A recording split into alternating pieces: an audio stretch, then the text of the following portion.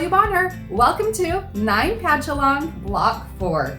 Today we're going to be stitching using my mini inside out and my mini 4-in-1 machine quilting rulers. The thread that I'm using here today on the top is So Fine, color number 401, and on my bottom, my bobbin, I'm using bottom line color number 624. Don't forget, if you are stitching along with us, to join our Facebook group or community like we like to call it. And if you share your progress each week in that community, share pictures of your blocks, even share doodles, things like that, we would love to have you share those in the groups, and we have weekly prizes. So let's get stitching.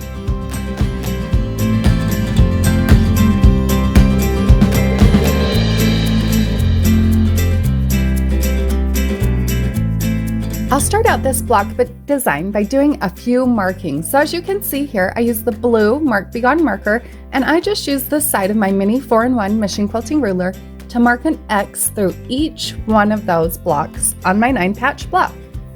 Now I'm ready to begin quilting. From there, I'm going to begin quilting in any of the corners. Now, I'm going to start out in the bottom corner and stitch through my block from the bottom left all the way up to the top. Now, as I'm quilting these point-to-point lines, you'll notice that I'm using just the markings on my mini 4-in-1 machine quilting ruler to measure how far out these angular lines are going. So after I have those X's marked, I'm lining my ruler up so the second marked line, which is the 3/4 of an inch line, intersects the outside corner on the block. From there, I'll stitch right to the marked line, then I adjust my ruler and stitch to the opposite corner. So as you can see here, I've worked my way all the way across my block and then back down to where I started. Once I get to that point where I started my stitching, then I'm going to repeat that process. However, this time I'm moving in again another 3/4 of an inch. So this time I'm lining my machine quilting ruler up so that second marked line, again the 3/4 inch line on my machine quilting ruler, is lined up right where my thread intersects that marked line, the marked line on the block.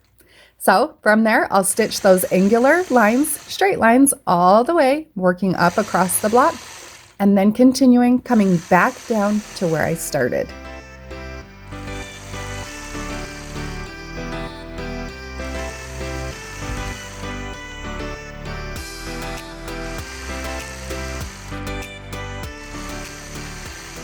Once I get to that point where I started, then I'm going to travel up the ditch along the side of my block, and I'm going to repeat this process. So this time I've moved and I'm working in the green blocks. I'm going to travel, same process, stitching to that 3/4 inch marking and then stitching to the opposite corner.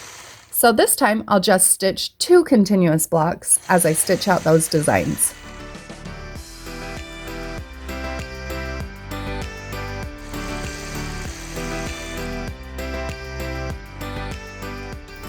Now, once I stitched out that first set, then like I did on the first row, I'll come back through, repeat that process, stitching a smaller set of point-to-point lines on the inside.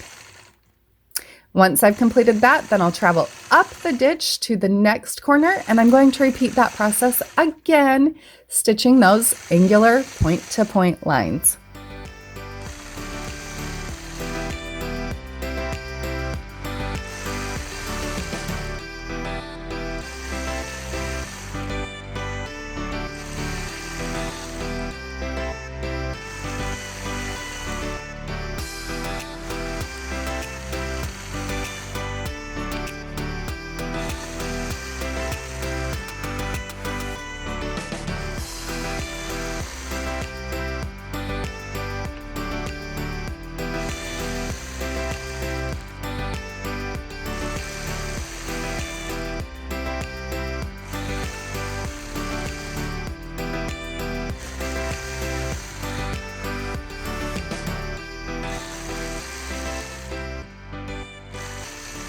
Once I have that corner section complete, then I'm going to travel across my block, and now I'm going to repeat that process one more time through the green section. So as you're stitching out a design like this, I originally chose to start in the bottom corner, and now I'm kind of working my way across my block that from the center to the top and then on the opposite side. You could start this in like the top corner, and that way you would eliminate a little bit of the stitch in the ditch work. Instead of traveling all the way around the quilt, you would be eliminating a little bit of the backtracking.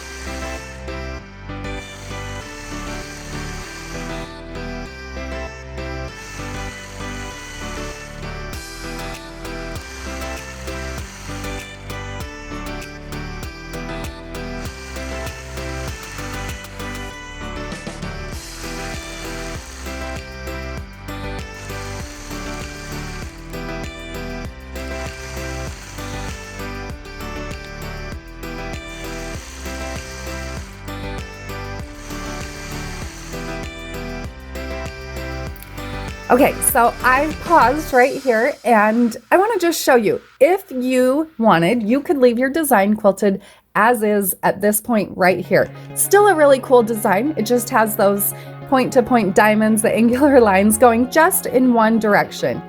So it looks awesome like this, but let's continue stitching on that and dress it up just a little bit more to show you another version of what you could achieve with the same machine quilting design, just stitching the opposite direction.